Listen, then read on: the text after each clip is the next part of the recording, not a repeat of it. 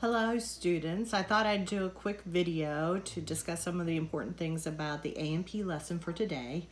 In chapter 7, which begins on page 101, we're going to talk about bones and bone tissue. Just know bone is considered strong as steel, light as aluminum, and the strength of bone is similar to that of reinforced concrete, but it's so light that it only makes up 14% of the adult's body weight. On that first page, it talks a lot about the bone functions. There's nice bulleted points there at the bottom of the page. Please review those. I think we talked about those before, so I think that's a good review. On the next page, it talks about how bones are classified, and they're classified a lot by shape. We have the long bones, which we're going to talk about in more detail, flat bones, irregular bones, short bones. Get an idea where those bones are located and know where the tiniest bone is. It's found in the ear. The parts of the long bone on page 103 is extremely important, and I would pay a lot of attention to that.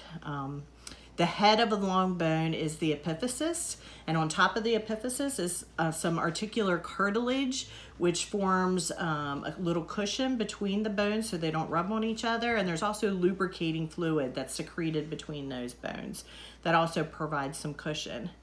But the epiphysis is the end of those long bones. It's made up of spongy bone, and we're going to talk more about what spongy bone looks like later on.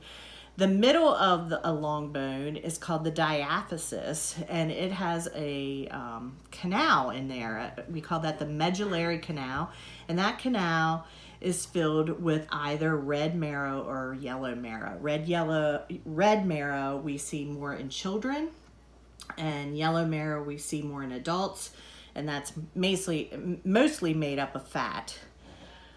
Also noted on that long bone diagram is the endosteum, which is the thin epithelial membrane that lines the medullary canal, and note the periosteum, which is a fibrous covering on the outer part of that bone. Peri meaning it goes around.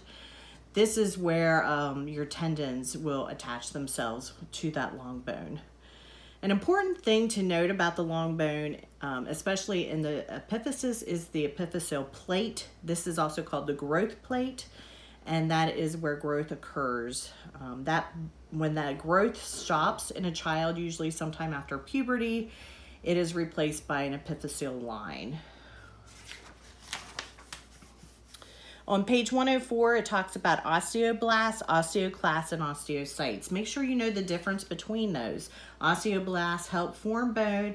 Osteoclasts dissolve unwanted or unhealthy bone. Osteocytes are mature osteoblasts, and the osteocytes perform a really good thing in the bones where it helps maintain the density of bone, especially when bone is being used over and over again. And if you look at the body at work at the bottom of page 104, it talks about when a bone experiences increase in load, the osteocytes stimulate the creation of new bone. So that is why weight-bearing exercise is so important, especially for people who are at high risk for osteoporosis.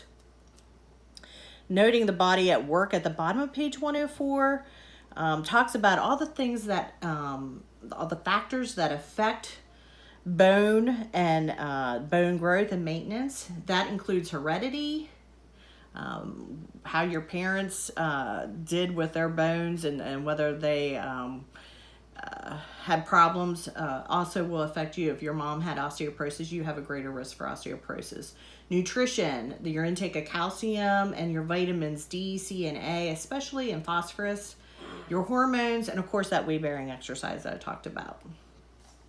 Then on page 105, it talks about the different kinds of bone, and I mentioned spongy bone before.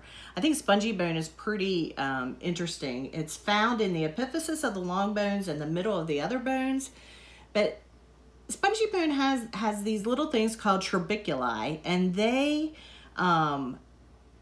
add strength without adding weight, so that helps the bones be light.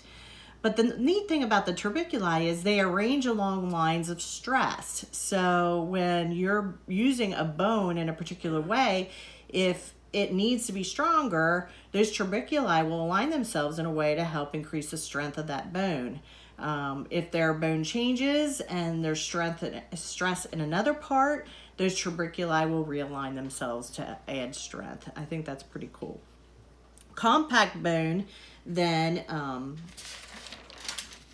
is dense, solid bone, and we find that in the shafts of the long bones, and also in the outer surfaces of the other bones. And it kind of looks like an onion, if you think about it. It has all these little spherical rings. There's a lot of little canals. We have the Volkmann's canal and the Haversian canals, and it's an elaborate network where your blood vessels and your nerves can go. Bone is very well supplied with blood. Page 106 talks about the red and the yellow marrow. So get an idea of that picture and where the red marrow is mainly located. And then you have a discussion on intramembranous ossification and endochondrial ossification. There's a nice animation that goes with that. So I would take a look at that animation so you get an idea of what it's talking about and how osteoblasts help replenish bone. At the bottom talks about bone growth and that epiphyseal plate again. So make sure you get a good look at that. Bone growth is stimulated by the growth hormone. And so that's one thing I wanted you to understand is when kids go through a puberty growth spurt, that growth hormone is what helps stimulate the chondrocytes in the epiphyseal plate to proliferate, causing that long bone to grow. And then on page 108, I want you to understand resorption, ossification, and remodeling, and how that leads to osteoporosis. Note how bone health is affected by the microbiome at the bottom. We've noted in recent years that inflammatory bowel disease can also often lead to increased osteopenia, osteoporosis, and an increased risk of fractures.